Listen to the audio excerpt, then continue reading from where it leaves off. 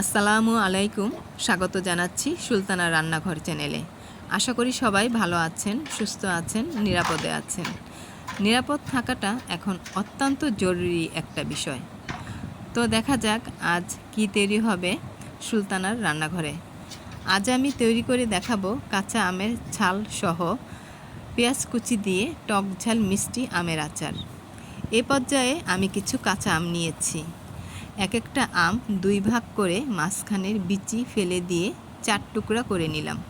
প্রত্যেকটা টুকরো আমি বটি দিয়ে চিড়ে চিড়ে নিলাম।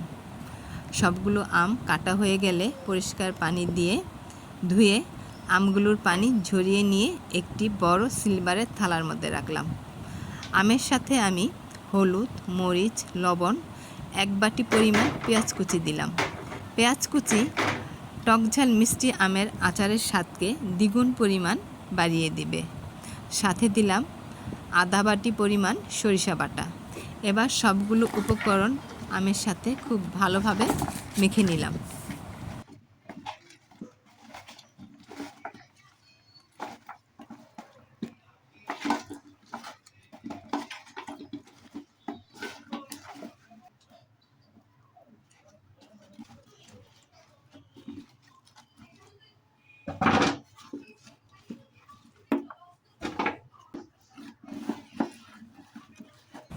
মাখানো হয়ে গেলে আমি আরেকটা সিলভারের থালার মধ্যে ভাগ করে নিয়ে রোদে শুকাতে দিলাম।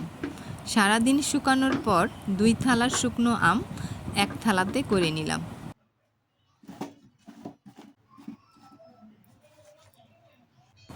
এবার চুলাতে একটি বড় দস্তার কড়াই বসিয়ে দিলাম। কড়াইতে 1 কাপ পরিমাণ সরিষার তেল দিলাম।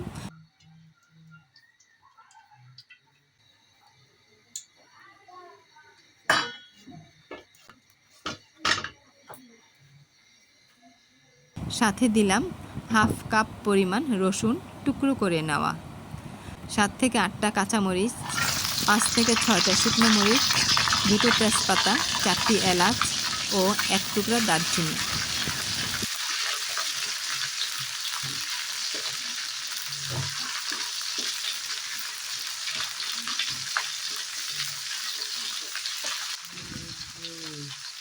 কিছুক্ষণ নেড়ে ছেড়ে আমগুলো দিয়ে দিলাম।